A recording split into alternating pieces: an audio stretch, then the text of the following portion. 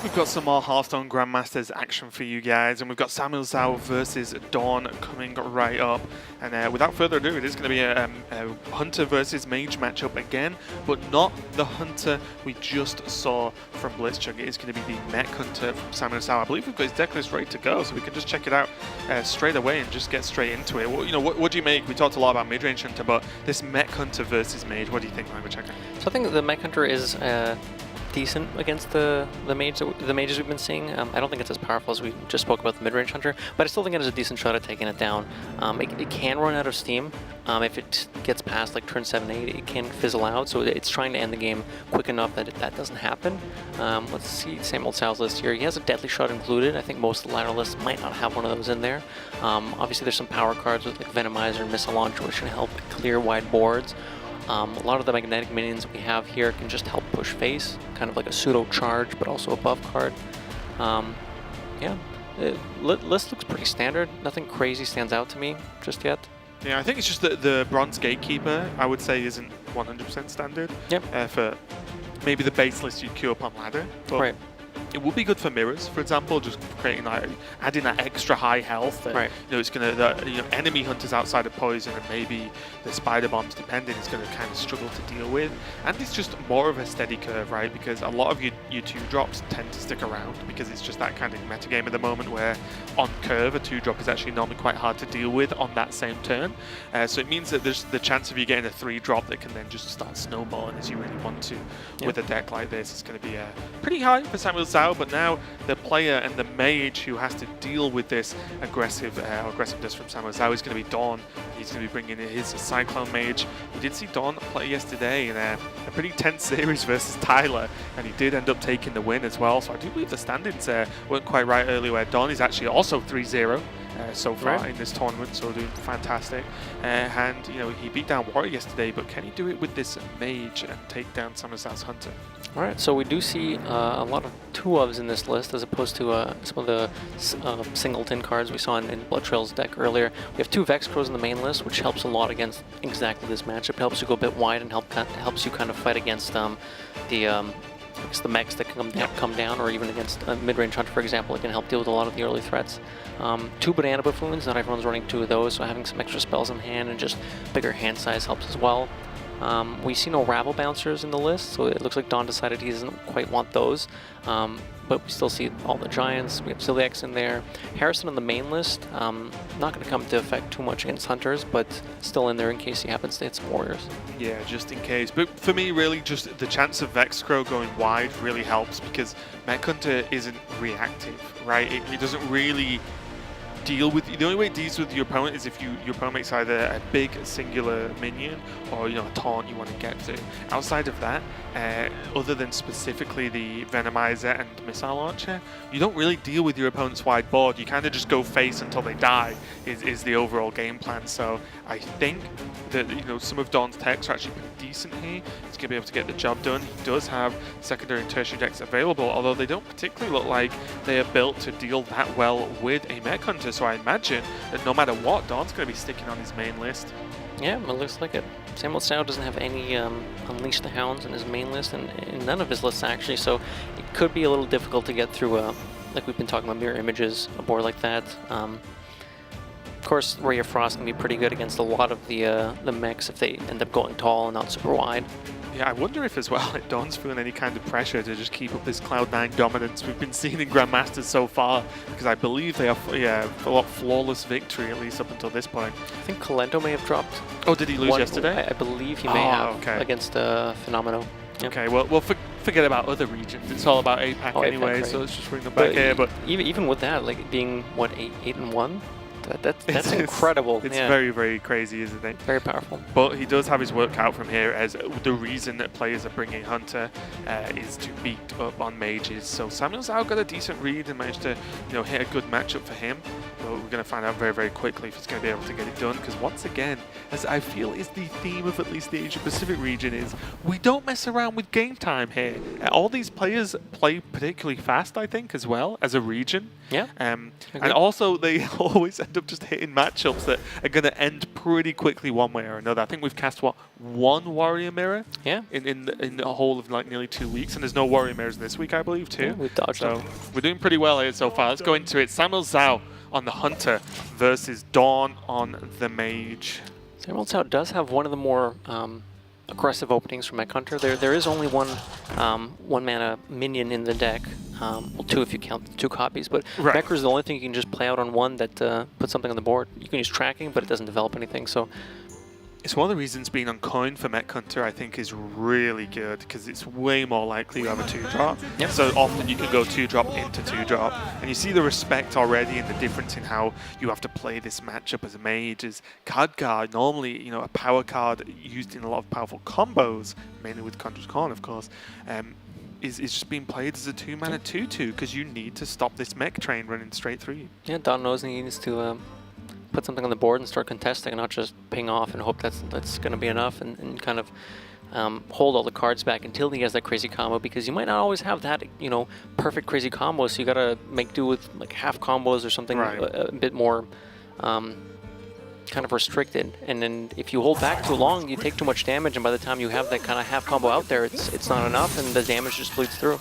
I really like this play as well. Just get rid of Khadgar. You end up with 3 minions on board. There was coin into the 3-drop there, but I didn't think it was worth it, because then Khadgar starts value trading. Like Khadgar plus ping deals with the Mekaru. But this is nice, because if your opponent pings, then fine. You just keep going. If they don't ping, then great. You get to keep going a little bit more. Yeah. I know. I like this a lot from SamuelTsao. He has the option now of playing the Citron or coining out the Explodinator. Spider-Realm could be used here as a magnetic, but I don't think he wants to commit that to the board without having a target for it to go off of it if it happens to get removed. I think I really like the Citron here, because coin into War Gear is normally very difficult to deal with for most classes, never mind Mage. So I think I just play on curve. It's a 3/3. It's one of the biggest minions you have in the deck. So you know, you just play it out, and then you've got options of either just Explodinator on curve. You've got the Spider Bomb into Coin Venomizer if you really need it, or you just don't and have to just hit them with War Gear anyway. Yeah. DawN has the makings of a decent wide board. The problem is Apprentice plus Vexcro costs 6 mana, so it's not going to happen just yet. Looks like he's going to go in now, just with the Cyclone on 4 mana, thinking he needs to fight for the board now, which I do agree with. Unfortunately, there's no Elemental Evocation, so without a 1-mana spell here, he's not going to be able to chain whenever he plays. So he's considering if he wants to pick up like Cinderstorm to try and clear a wider board, or Snap Freeze is just a freeze for later. Looks like he's going for the Snap Freeze, which I think I do like. Yeah. Cinderstorm looks okay, but Snap Freeze just does more stuff consistently. Oh. Elemental Evocation coming in after. This is big though, because what I was going to say was, I was wondering if DawN was going to commit the bananas. Oh yeah. Because the more you do that, the less good Vexcro is going to be going forward, right? True. So it's a trade-off. You have the power turn now, or you try and hold off and have a power turn later on. DawN went for now, and it worked out okay. Snap Freeze is a relatively cheap card. Elemental Evocation can help out as well. So it means that there is at least a okay wave of Vexcro the turn after or the turn after that. I like the decision to play out the Mirror Images here too. With a Magnetic, it's actually difficult to get past these 2 images, right? There's nothing you can magnetize. You need two Magnetics to get past them to be able to actually kill off the Sorcerer's Apprentice. So he's kind of making SamuelTsao have something. Whereas if he didn't play the Mirror Images and saved it for, say, Vexcro, I mean, on board, the Apprentice just dies, and that's assuming SamuelTsao puts nothing else onto, or doesn't magnetize anything. And this is where SamuelTsao can make a few different plays here. He could get those 2 magnetized. He could go Venomancer coin into the Spider Bomb and get all the trades off. Yeah. And actually clear the board. Oh, he couldn't clear the board. It would actually work. Well, he could in a weird way, I think. But anyway, he could go wide, so he has kind of done that, but decided to just play it a little bit safer, keep as much on the board as possible, just push some damage. This does leave DawN with like an acceptable Cinderstorm if he wants to just bump the Mechru and then see what happens with the Cinderstorm. Don't really want to play Vexcro into Evocation. Doesn't really do that much, and there's still the threat of the Spider Bomb attached to the Mechru. A Cinderstorm ping feels like it often just gets the job done. You could Cinderstorm first to see kind of what happens, but It's just because I think Vexcrow with a Snap Freeze and Evocation is a good enough turn next turn.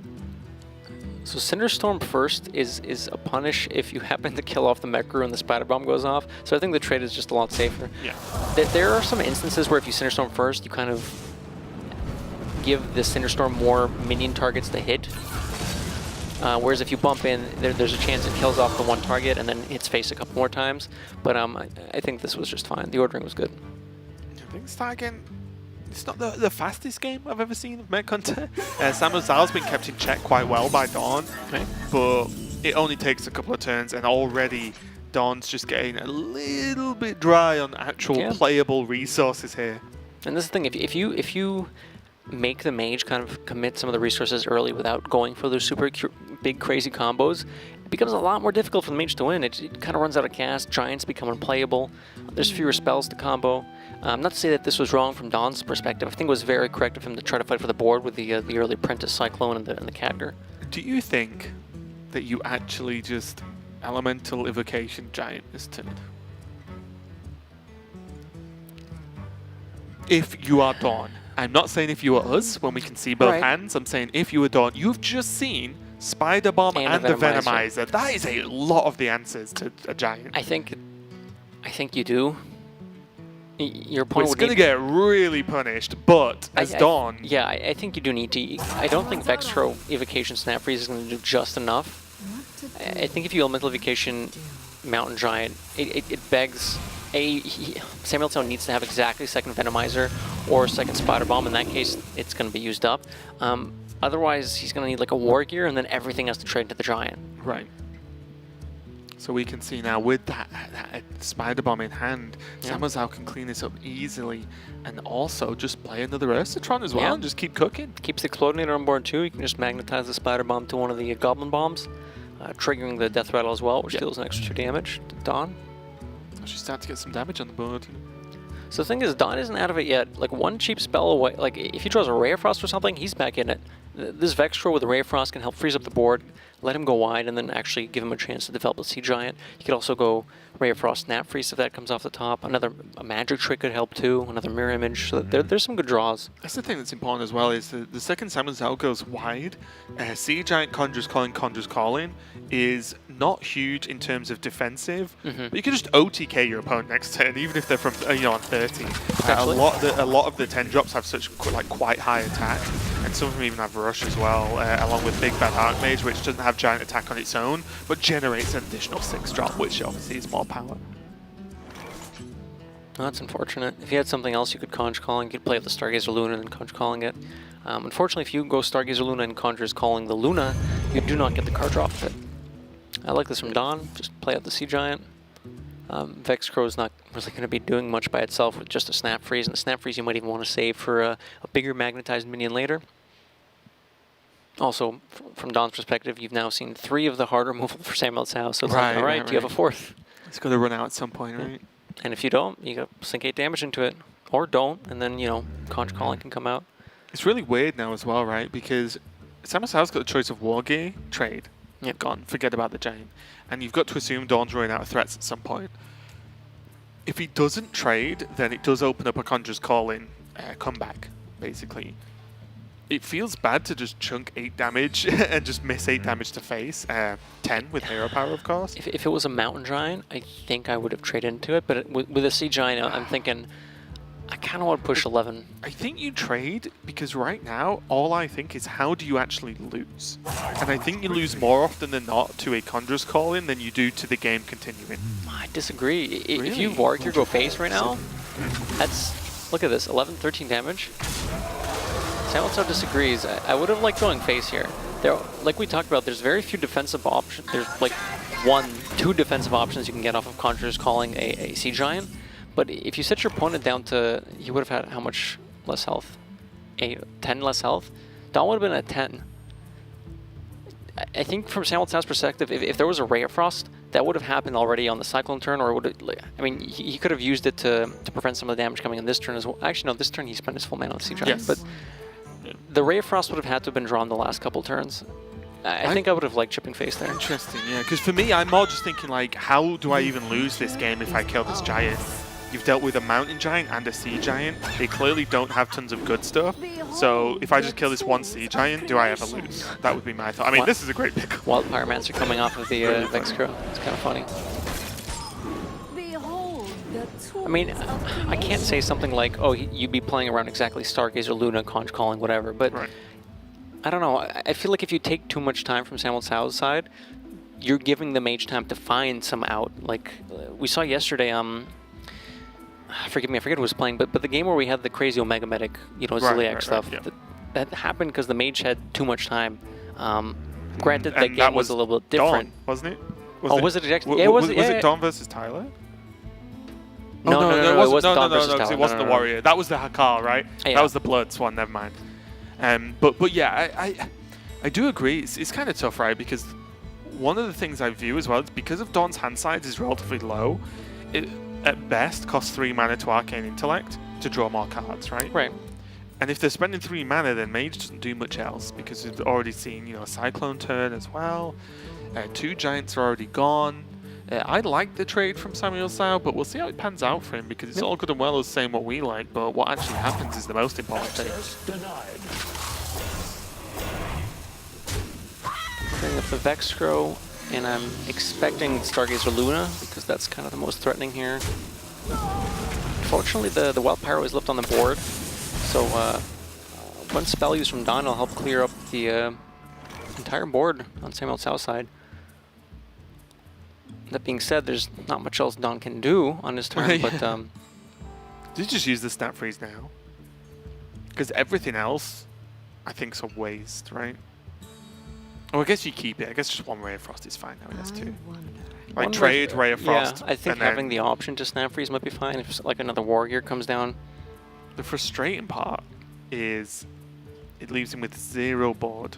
Yeah, that's kind of the problem. You could, so the you only could mirror image and then Conch Calling it for 2 1/1s, but... Well, the only thing I was thinking was if you Ray of Frost and then like Conch... Oh, what if you double Ray of Frost here to clean up and then you Conch Calling the... that's what I mean. Yeah. Ray of Frost with Conch means that you don't trade the minion, you have something on the board to actually play the game. Yeah, because you can't just go, okay, Mech Hunter, I cleared your board, but I have nothing left. Succubus there's a big deal. Not bad.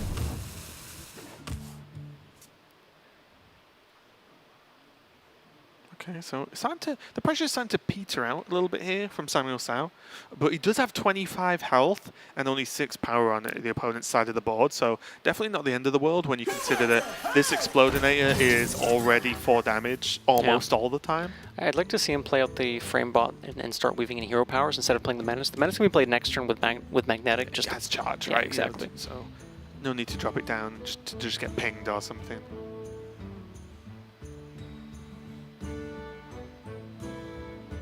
DawN not out of the woods just yet. He has stabilized, and we've talked about this. After you get to stabilization point, you might be able to turn the game around, but 16 health, he's got a few turns before the hero powers start getting kind of scary, but you need to draw something, right? Your opponent's at 25. Pushing 4, 2, 6 a turn is okay, but it's not as much as you want, especially when you're afraid of any Magnetic coming down and hitting you in the face. Right. Yeah, DawN's next draw is going to be pretty important to how well this matchup continues to go for him. I do like the frame bot, I agree though. That this is just feels like good Hearthstone to me. Just play the frame bot, hero power, push extra damage, because also, I'll say it's 8 hero powers away from lethal, but the 2 boom bots, or the two bots, sorry, or bombs speed that up quite a lot. So I do like that now, and you gasped at the Sea Giant, and rightly so. Yeah. I said DawN's draw was going to be very important this turn, and wow, that's a biggie, because he might be able to just kill SamuelTsAo next turn. Depending on what comes out of the Giant, that's goodness. Mechazune is big. Ones. Kalecgos is cute, but it actually isn't quite what you want. You want something just a bit bigger at this point. You have so much mana to work with that the free spell isn't that great, obviously without getting the battle cry anyways. Trades. Well, if he pushes 6, push him to 19. I think he's trying to figure out what happens if exactly second Venomizer missile launch. Actually, no, that doesn't make sense because then you want to go face. I think because now he doesn't set up lethal, right? Whereas he would have set up lethal if he pushed the extra 2 damage. Goes down to 18. There's 6 plus 14 on the 20. That is true. That is kind of interesting. Did you need to kill a 3-2? Like, 14 health is enough when you have 2 mirror images up, right? Yeah, that is kind of weird. Because it would just set up lethal. If your opponent's traded into stuff like Mechathune or a, Caligos, obviously the 4-3 is a little bit susceptible to damage, but look, you didn't even end up getting through. If he had the 3-2, he couldn't have got through anyway. That is very curious. I'm not actually sure why he did that.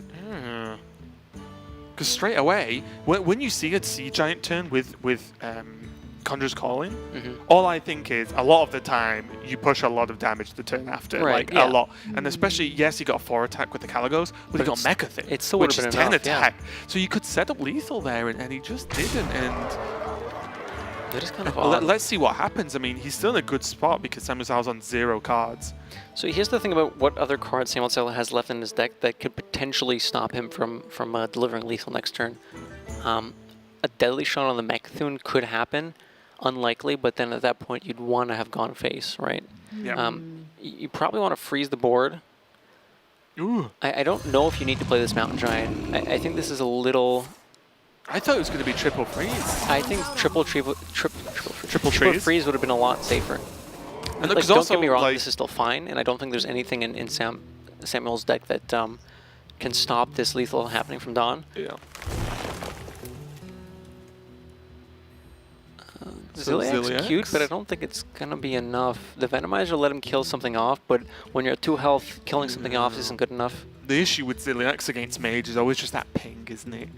Because like Ziliak's into the 0-1's good, puts you to 5, but then the ping trade will put you to 8, and it's about 18,000 damage on board. So DawN, nod of the head, that got a little bit close there. And again, I think if we're going to start, nitpicking on specific plays, I would have always tried to self-lethal that turn. Did a 3-2 being on the board really change the outcome of that? I think there are very few circumstances where a draw makes that 3-2 on the board game-changing versus just setting up 2-turn lethal, which would have been huge. But DawN took the win anyway, and it just keeps happening. These Mage decks are having a very rough time versus, say, Blitzchunk's mid-range Hunter, right. But so far, there's wins versus Druid, there's wins versus Mech Hunter. Like, these are important games that people are trying to take against Mage and not getting the victories. Like, this is a big, big deal for these players.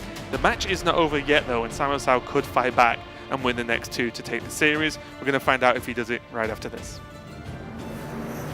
We recently revealed Hearthstone's all-new 3-tiered esports program. Masters qualifiers are already well underway, and now we're ready to share details on the highest level of competitive play, Hearthstone Grandmasters. Are you ready to unlock all the secrets of Hearthstone Grandmasters? Come close and listen. Here goes. Hearthstone Grandmasters is the pinnacle of Hearthstone esports, composed of 48 of the best pro players in the entire world. Grandmasters is divided into 3 regions: Americas, Europe, and Asia Pacific, with each represented by 16 pros. These pros are selected by special invitation from Blizzard Entertainment. Criteria for selection include lifetime earnings, Hearthstone competitive points earned, contributions to the Hearthstone community, and more.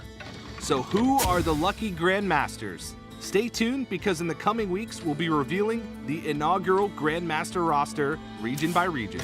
In 2019, there will be 2 seasons of Hearthstone Grandmasters. Each season will feature 8 weeks of world-class competition played out in online tournaments. Grandmasters pros will earn both prize money and performance-based bonuses during the season, and they will automatically qualify to compete at all Hearthstone Masters Tour events, guaranteeing these marquee tournaments feature the fiercest competitors possible. And the best part?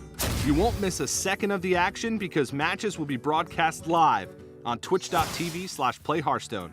5 matches will be broadcast every Friday, with 5 more every Saturday. And if that isn't enough Hearthstone action, there will be 6 matches broadcast every Sunday.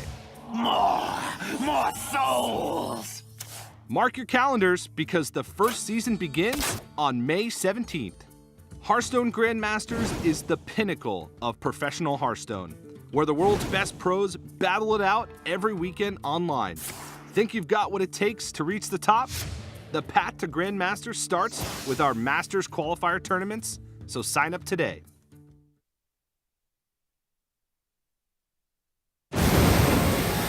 Each teammate I'm calling has stories. This tale's about riches and glories. Deep down in the earth, a king dreams of rebirth and refilling his gold inventories. Such a shame to have lost all that treasure. Join up, be a kobold of leisure. The cards now be calling. Someone new, no more stalling. And we next will be taking her measure.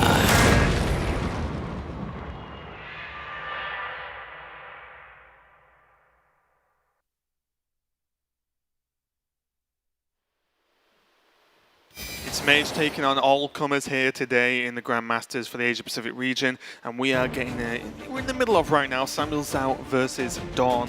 DawN just took the win there versus SamuelTsao against a tough matchup with that Mech Hunter, but DawN just continued to show that Mage is going to work and you can get it done. SamuelTsao just maybe spent a little bit too long being a little bit defensive as the Mech Hunter and maybe not aggressive enough. What do you think? I think if he had gone face in the one turn we were discussing earlier, pushing DawN down to 10 health, it would have been a lot easier just weaving a few hero powers, pop off a few bombs, and then that would have been enough. I think the defensive route he took, removed the giant that DawN had developed. I think it might have been the play that cost him the game. Yeah, it's really interesting, right? Because you've got to weigh it off, although that was definitely an option to push the damage face instead. Conjurer's Calling was in hand, right, which meant that the turn we saw basically kind of win the game anyway with the Conjurer's Calling later.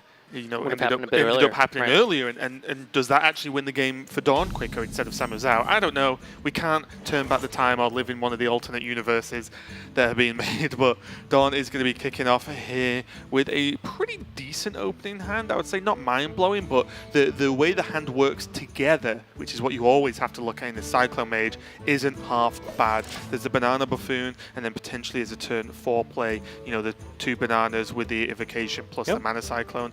Definitely going to get some stuff cooking here. SamuelTsao does have his 1-drop again, which is just impressive as far as I'm concerned. Oh, that's true. His follow-up's a little more lackluster at this point, and by that I mean he does have a 2-drop and another 2-drop, but other than that, Lure is not something you want to jam on 5. Deadly Shot, while good, isn't necessarily going to come out because there's not going to be that many big threats from DawN, at least for several more turns.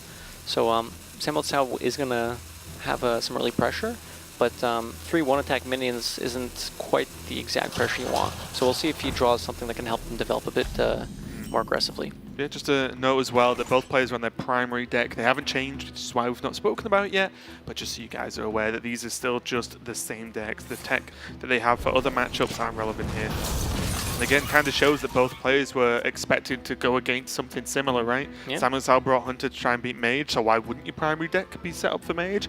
And DawN, with a lot of anti-aggro cards like the double Vexcrow build and the Frost Nova's like, well, yeah, I thought people were going to try and tech against Mage too, so here's what I've got to help beat that.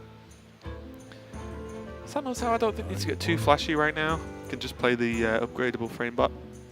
Could also play the Galvanizer, but it only hits 2 mechs right now with a discount, and the mechs it hits can be played relatively cheaply anyways, so I would like to just see the Framebot come down. It feels kind of weird because the whole point of Galvanizer is to make stuff cheaper and just play it out, but the stuff you're discounting doesn't do that much just yet. Yeah, I guess if Galvanizer comes down, he can play both next turn. True. Without using the coin. Which means that, you can hold coin, and also it just makes it a little bit more flexible. The attack's the same, and your Galvanizer has close to the same chance of living as the Framebot does outside of the double Ray of Frost. Yeah, I can't see the Galvanizer getting killed this turn. Yeah, if DawN double Ray of Frost SamuelTsao's Galvanizer, then I'm sure SamuelTsao will jump in joy at that point.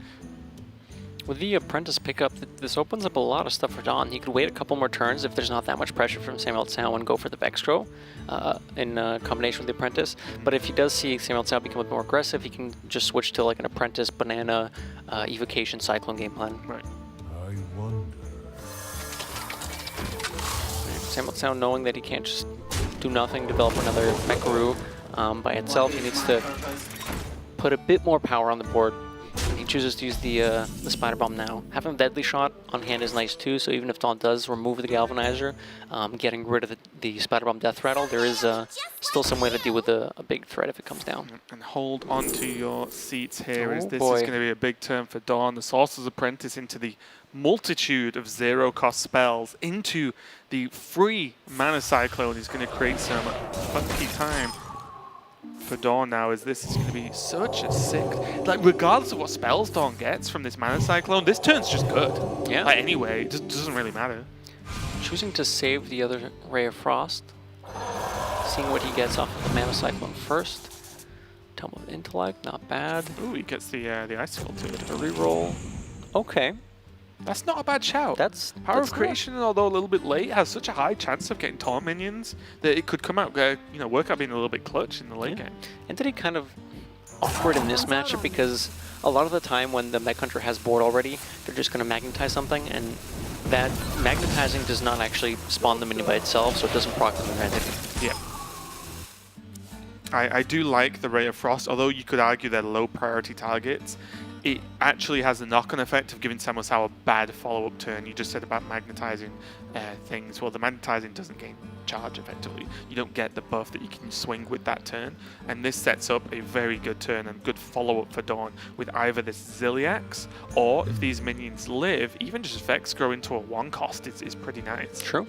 Which kind of begs the question, if your plan was to do this anyways, why not just throw out the Ray of Frost before the Cyclone?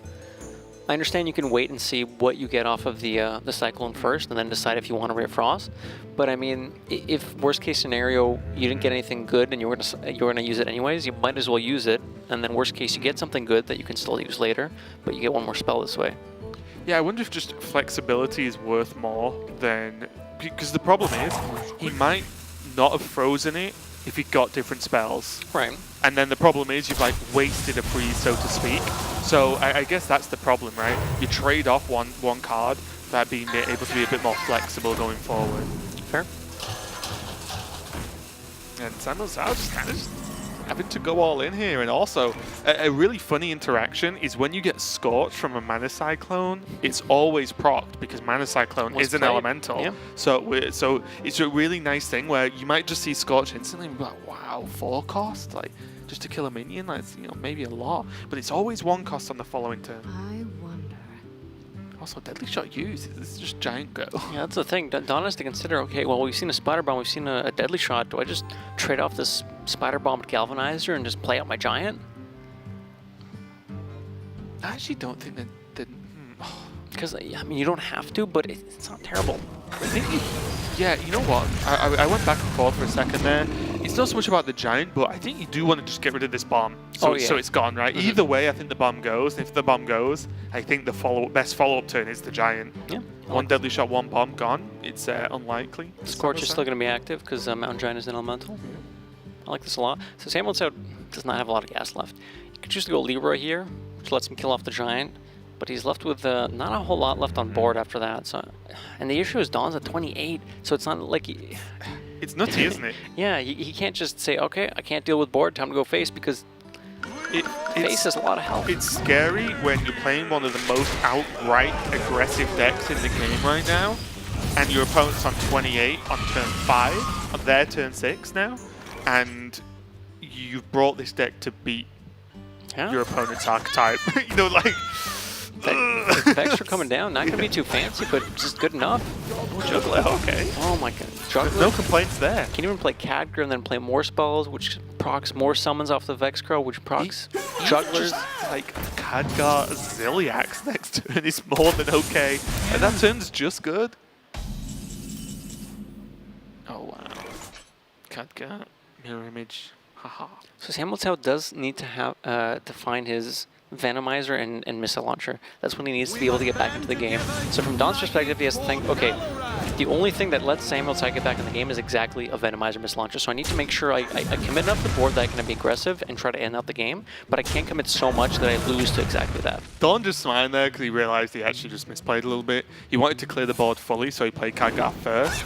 And then obviously one of the juggles actually ended up hitting the bomb. Hitting the bomb, so he lost 1 damage. But also just really funny as well that like the spell generates minions which procs the juggler. Yeah. But the juggles hit face anyway, so he got away with it. It's a really weird way to play, but I'd actually really like to just see the Mirror Entity now, I think. Okay, why? Explain me this one. Why is he not playing Mirror Entity? What's the punish? Doomsayer. Because it was too many. You're so far ahead now. You don't need to make a full board, right? You're losing to exactly what I said earlier, Venomizer, Missile Launcher. Right. And against that, this is fine. I don't need to commit much more. And if you play the Mirror Entity, whatever you get copied is still going to die to the combo. So let's not play too crazy here. Like, sure, I get 2 extra minions here, but I mean, if I hit a Doomsayer, it's kind of annoying. So let's just chill. Okay. Like that's crazy. He's so far ahead. He just doesn't think he needs to do anything else. Yeah, I mean it's absurd. And now look at. I want all these to go face. I don't want him to trade the Divine Shield. I want him to say, "All right, Samuel, if you want to clear this, just you make the trades." I think he could. Yeah, I was gonna say. I think he could do this. To be honest. Yeah. I think even if this didn't work out, he didn't go for this play. I think trading Khadgar in the 1/5. Sure, Whatever. Yeah, whatever at this point. I don't think he needs it. And this is absurd. Like, yes, some fortunate things happened, but DawN was playing majority with the cards in his deck, right? He did the things the deck does, and SamuelTsao barely has even scratched him.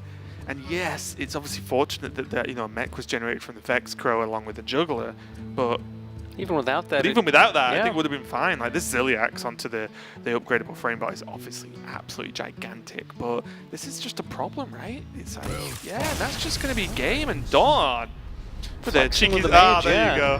DawN just throwing out the 4 there, 4-0 now. DawN with so far in the league, not too shabby. Really incredible and impressive because it is very difficult to prepare, so he is extremely happy there, and he takes on a difficult matchup, and this is so weird and so hard for these players to actually make these builds and prepare week on week for these players, and the fact that DawN is just making this work and winning unfavorable matchups. Like, SamuelTsao literally had a deck that is built to beat like Mage and to a certain extent as well versus Warrior. What if it's not even favorable for the Hunter? That's what I mean, but people think it is, right? People are trying to target it, and it looks like it's not working out all the time.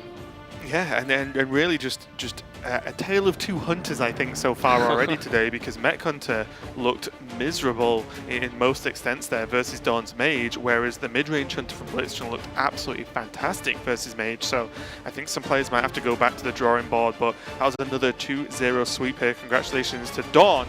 He's going to take it and continue his incredible streak so far in Grandmasters. We've got more matchups coming up for you, so don't go anywhere. We're going to be right back.